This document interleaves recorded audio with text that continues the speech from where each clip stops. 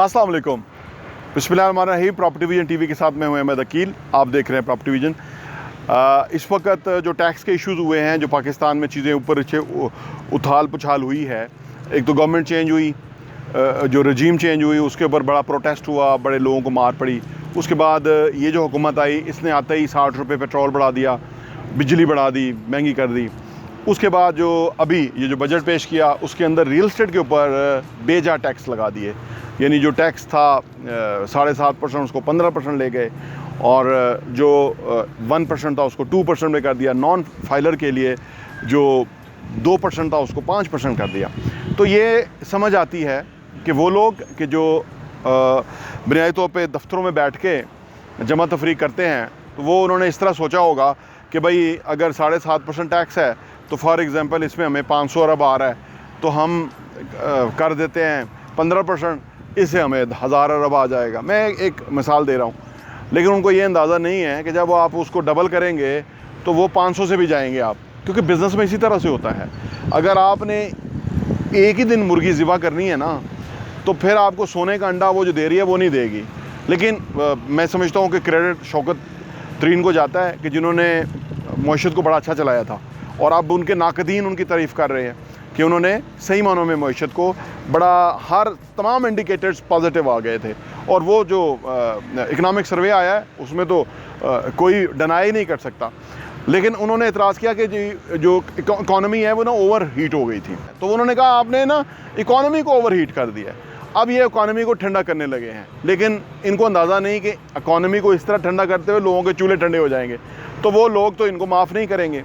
तो बहरहाल ये तो एक अपनी एक वो प्रॉब्लम है। इसके ऊपर क्या सूरत हाल है इस वक्त में मार्केट में? जो लोग रियल एस्टेट के प्रोजेक्ट कर रहे हैं, जो बिजनेसेस रन करते हैं, वो इस वक्त उन्होंने सर जोड़े हुए हैं कि हम अब वे फॉरवर्ड किस तरह से बनाएं।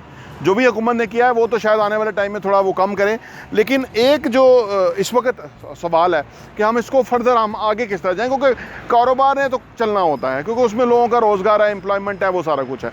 तो लिहाजा उसके ऊपर जो तदबीरें हैं वो अख्तियार की जा रही हैं कि हम किस तरह से बिज़नेस को आगे लेके चल सकते हैं।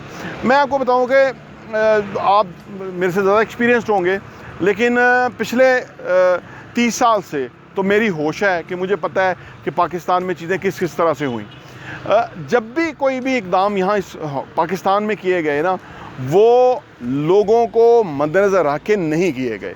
एक मखसूस तबके ने, एक मखसूस माइंड सेट ने पाकिस्तान में हमेशा दोस्त के ज़रिए मुल्क चलाने की कोशिश की है। इस वजह से इस वक्त लोग जो हैं वो बहुत तंग आ गए हैं कि भाई ये कब तक ऐसा चलता रहेगा, क्योंकि लोगों की ज़िंदगियां हैं, लोगों ने ज़िंदा रहना है, लोगों ने कारोबार करना है, लोगों ने एम्प्लॉयमेंट देनी है लोगों को, क्योंकि गवर्नमेंट तो एम्प्लॉयमेंट नहीं दे सकती। तो लिहाजा इस वक्त हर बंदा इस सोच में है कि ये कैसे आगे बढ़ेंगे। थोड़ी तंगी होगी, वक्ती फेज़ है, उसके बाद फिर जो है वो काम बेहतरीन चल जाएगा।